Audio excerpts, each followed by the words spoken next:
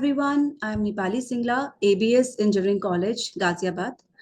Today in this lecture, I am going to start the structure of operating system. So actually we are having the different structures of operating system. We will consider all the structures one by one. So let's start with it.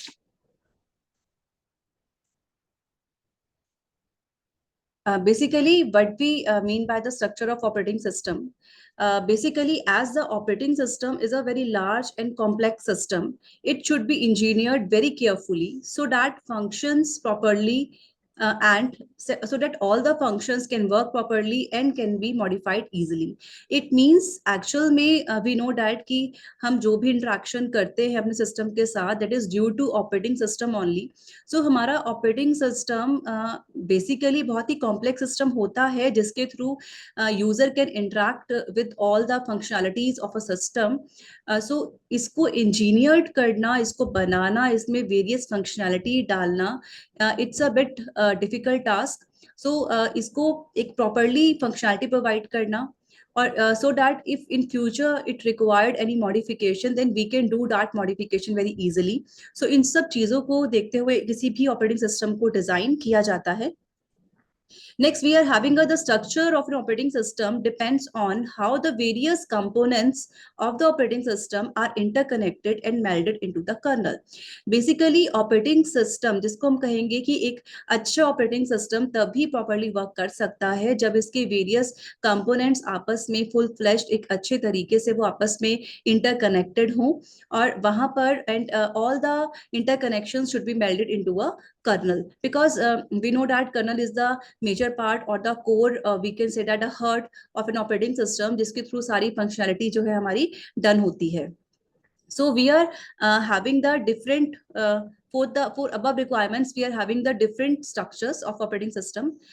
First one is simple structure, then we are having a monolithic structure, then we are having a layered structure, and next we are having a microkernel structure. इसके अलावा हमारे पास एक major module structures भी होता है. We can say that कि इन सभी structures का एक जो हाइब्रिड मोड है जिसको मॉड्यूल स्ट्रक्चर भी बोलते हैं, वो भी हमारा इसमें we can consider in this. So first of all I am discussing in this lecture about simple structure.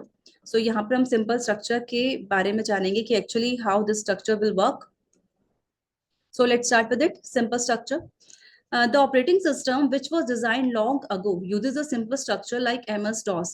Basically यहाँ पर हम जिस simple structure की बात करने जा रहे हैं, ये जो आपका structure है, इसका जो operating system है, ये बहुत पहले ही build किया गया था, बहुत long ago, we can say that around 30-40 years long ago, या उससे भी ज़्यादा पहले ये बना था. Basically this type of structures जो थे ये MS-DOS के लिए हमारे work करते थे. We know that MS-DOS basically is a Microsoft disk operating system. ये MS-DOS आपका क्या है? Basically it's a Microsoft disk operating system है. ये Microsoft का एक operating system था. ये अभी भी हमारा यूज होता है बहुत, बट बहुत ही कम जगह पर इसको यूज किया जाता है. As MS-DOS was written on Intel 8080 microprocessor which has no dual mode and no hardware protection, so that the designer have no choices left other than to just make the base hardware accessible by all the layers above. Because ये जो आपको MS-DOS था, यहाँ पर we cannot say that it's a fault of any engineer, because इसको बनाने के लिए किसी इंजीनियर का फॉल्ट नहीं था, बिकॉज इसको इंटेल प्रोसेसर 8080 पर लिखा गया था, जो कि एक ड्यूअल मोड प्रोवाइड नहीं करता है. इट मीन्स अगर ड्यूअल मोड नहीं है, it means there is a no any kind of a hardware protection, जिसकी वजह से जितनी भी लेयर्स यहाँ पर इस माइक्रोसॉफ्ट डिस्क ऑपरेटिंग सिस्टम में जितनी भी लेयर्स यहाँ पर हैं, every layer can access any other layer. So जो भी टॉप मोस्ट लेयर है वो बॉटम मोस्ट लेयर को एक्सेस कर सकती है. वी नो डैट कि किसी भी ऑपरेटिंग सिस्टम में जो हमारी टॉप मोस्ट लेयर होती है वो हमारी यूजर लेयर होती है, और जो बॉटम लेयर होती है वो हमारी हार्डवेयर लेयर होती है, और इनके जो बीच में वर्क करता है that is a basically operating system. So ये जो हमारा सिंपल स्ट्रक्चर है, यहाँ पर यूजर लेयर जो है वो डायरेक्टली कनेक्टेड है हार्डवेयर लेयर के साथ, सो दैट यहाँ पर इजिली जो है यूजर हार्डवेयर को एक्सेस कर सकता है, जिसकी वजह से various problems can occur. So we will discuss about all these problems later in this lecture. So next we are having a such operating system do not have a well defined structure. In इस type के operating system का कोई भी well defined structure नहीं होता है. ऐसा we can not से डेट कि एक पर्टिकुलर लेयर एक पर्टिकुलर वर्क ही परफॉर्म कर रही है. नो, ऐसा कुछ भी वेल डिफाइंड इसके अंदर नहीं होता है. It's a mixture of all the things we can say that. Basically these type of operating systems are very small, बहुत छोटे होते हैं, बहुत सिंपल होते हैं और बहुत ही लिमिटेड सिस्टम्स होते हैं. बिकॉज इन टाइप के सिस्टम्स में हम बहुत ज्यादा फंक्शनैलिटी को परफॉर्म नहीं कर सकते हैं. Little bit task we can do by these type of operating system. In this, interfaces and levels of functionality are not well separated. जो भी मैंने बताया कि इसमें जितने भी इंटरफेसेस होते हैं, जितनी भी लेयर्स होती हैं, उनकी जो फंक्शनैलिटी है वो आपकी वेल डिफाइंड नहीं होती है. ऐसा नहीं बोला जाता कि जो फर्स्ट टॉप मोस्ट लेयर है वो यही प्री डिफाइंड टास्क करेगी या जो मीडियम लेयर है वो यही प्री डिफाइंड टास्क करेगी. इसकी वजह से वेरियस इश्यूज यहाँ पर जो है आपके अकर होते हैं. In this, all the levels can access basic input output routines और basic hardware. Basically जो basic hardware है यहाँ पे मैंने बताया कि आपकी bottom most layer होती है और इससे above जितनी भी ऊपर वाली above layers होती हैं, any layer can access this hardware directly and easily. These type of operating system can cause the entire system to crash if one of the user program fails because of direct accessibility of user level to a hardware layer. तो अगर यहाँ पे अगर user level में कोई भी ऑल्ट्रेशंस होती हैं, कोई भी यूजर अपनी एप्लीकेशन लेयर पर कोई भी ऑल्ट्रेशंस करता है या फिर वो क्योंकि वो डायरेक्ट एक्सेस कर सकता है हार्डवेयर लेयर को, तो अगर वो हार्डवेयर लेयर के अंदर कुछ चेंजेस करता है और इन चेंजेस की वजह से अगर कोई क्रैश आता है तो पूरा का पूरा होल सिस्टम आपका यहाँ पे क्रैश डाउन हो जाएगा. So that's the major disadvantage of this simple structure. इसकी बहुत बड़ी ये डिसएडवांटेज है. So let me discuss. It's diagrammatical view of a simple structure. So let me see कि actual में ये structure हमें दिखता कैसे है, ऑपरेटिंग सिस्टम के अंदर ये स्ट्रक्चर एक्चुअल में होता कैसे है. सो फर्स्ट ऑफ ऑल हमें पता ही है कि टॉप मोस्ट जो हमारी लेयर होती है किसी भी ऑपरेटिंग सिस्टम में, that is known as a application, that is known as a application program, जिसको हम एप्लीकेशन प्रोग्राम कहते हैं. बेसिकली यहाँ पर यूजर जो है आपका प्रॉपरली वर्क करता है, यूजर यहाँ पे वर्क करेगा. Now next we are having a resident system program. Next layer is resident system program, and in this next we are having the MS-DOS device drivers, MS-DOS device drivers, and at the bottom we are having the basic hardware जिसको हम कहेंगे ROM, basic input output system, BIOS, device driver. Basically जो bottom most layer है इसको we can say that it's a base hardware, इसको हम base hardware भी बोलते हैं. तो देखिए यहाँ पर एक्सेसिबिलिटी कैसे होती है. एप्लीकेशन लेयर जो है आपकी, ये सारी लेयर्स आपस में क्या है, आपकी कनेक्टेड लेयर्स हैं. अभी मैं यहाँ पे कनेक्शन आपको दिखा रही हूँ, उसके बाद I will elaborate all these things. So we know that in any operating, in किसी भी हम स्ट्रक्चर पे अगर जाएं तो ये हमारा क्या है, इट्स एप्लीकेशन और we can say that user level है. ये जो है हमारा जो टॉप मोस्ट पे आता है, दिस इज अ हार्डवेयर, ये आपका हार्डवेयर पार्ट है, ये आपका नीचे वाला हार्डवेयर पार्ट है. And if I am talking about these two, तो बेसिकली यहाँ पर हमारा ऑपरेटिंग सिस्टम और वी कैन से दैट जो कर्नल है वो properly in between in layers में इंटरफेस प्रोवाइड करने का जो काम है वो ये लेयर हमारी करती है. तो ठीक है, यहाँ पे we can say that here application layer can access the functionality of resident system program, and that resident system program can access the functionality of MS-DOS device drivers, and MS-DOS device drivers can access the functionality of ROM BIOS device drivers. And simultaneously यहाँ पर जो resident system programme है ये भी direct access कर सकता है आपके हार्डवेयर बेस हार्डवेयर को, एंड जो एप्लीकेशन प्रोग्राम है ये भी डायरेक्ट एक्सेस कर सकता है आपके बेस हार्डवेयर को. It means all the layers are easily accessible to each other, to each lower layer, तो वो इजिली आपकी एक्सेसिबल हो जाती है.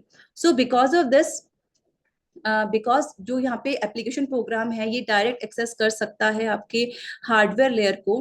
तो डेट्स वाई अगर यहाँ पे इस यूजर प्रोग्राम के अंदर, इस एप्लीकेशन प्रोग्राम में कोई भी एरर आता है या फिर ये यहाँ पे कोई फेल अकर होता है, तो इसकी वजह से क्या होगा, पूरा का पूरा जो आपका एंटायर सिस्टम है, जो एंटायर सिस्टम है वो आपका क्रैश डाउन हो जाएगा, वो आपका क्रैश डाउन हो जाएगा। So basically this structure is looks like a layered structure, ये दिखता है लेयर स्ट्रक्चर की तरह, but it's not a layered structure. We are having a different layer structure, जिसको हम आगे वाले लेक्चर्स में कंटिन्यू सीरीज के अंदर हम वो पढ़ेंगे। सो यहाँ पर एक मेजर पॉइंट यही है कि यहाँ पर we can execute only one program at a time. जब तक एक प्रोग्राम फुल फ्लैश फिनिश नहीं होता है, we can not jump upon the next program. एक टाइम पर एक ही प्रोग्राम यहाँ पे रन करेगा। So basically it's not a multi programming, यहाँ पे टाइम क्वांटम का कहीं पर भी कोई यूज नहीं हो रहा है। So here application program can change the content of the this hardware layer. अगर ये application program hardware layer को direct access कर सकती है, तो it means ये यहाँ पर कोई किसी भी तरीके का changes कर सकती है। और उस changes की वजह से अगर कोई भी problem, कोई error generate होता है, तो वो एक major reason हो सकता है आपके पूरे system के crash down होने का।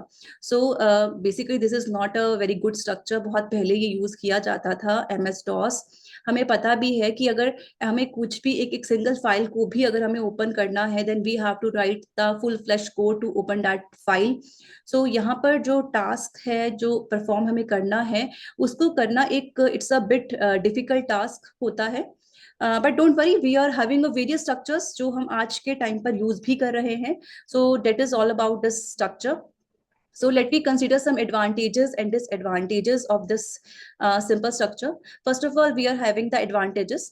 So first advantage of this system is it delivers better application performance because of the few interfaces between the application program and the hardware.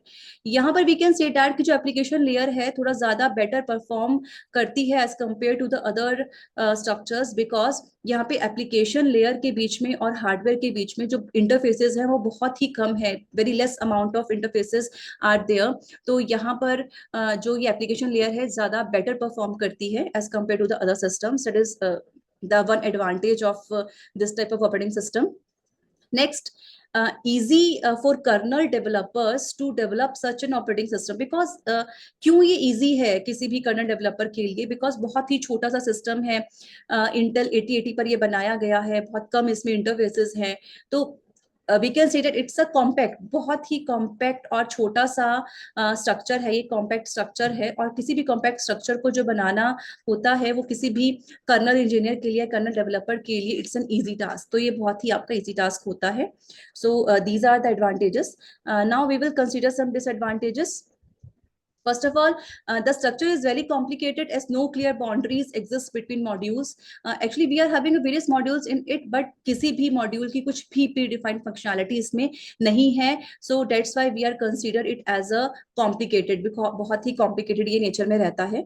Next, it does not enforce data hiding and abstraction in the operating system because all layers are linked and communicate with one another. As we see, जैसा कि हमने भी structure में देखा कि सारी layers सभी layers के साथ में अटैच्ड हैं, तो यहाँ पर हम अपने डाटा को सिक्योर नहीं कर सकते हैं, डाटा हाइडिंग नहीं कर सकते हैं, एब्स्ट्रैक्शन नहीं कर सकते हैं। तो सभी लेयर्स, सभी लोअर लेयर्स को यहाँ पर पता होगा कि आपकी एप्लीकेशन या यूजर लेवल ने किस टाइप के प्रोग्राम को इनबिल्ड किया है, किसको वो इन्वॉक कर रहा है रन करने के लिए। तो that's the one of the disadvantage. Next is layers have access to the operating system processes which can change data, can cause the operating system to crash.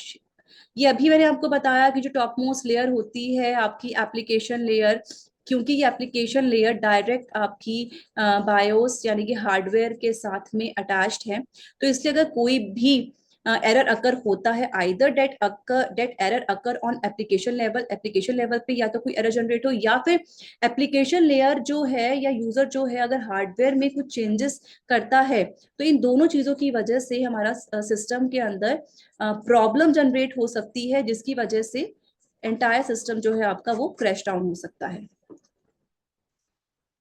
Next is when a user program fails, whole operating system crashes. Obvious है कि user program आपका application layer पर run हो रहा है और application layer direct access कर रही है हार्डवेयर को। सो डेट्स वाई अगर एप्लीकेशन लेयर के अंदर कोई फॉल्ट अगर होता है, अगर ये फेल हो जाती है application layer, then it is a bit obvious कि फुल सिस्टम आपका क्रैश डाउन हो जाएगा।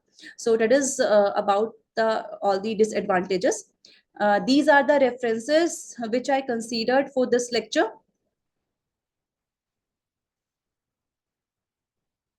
Thank you.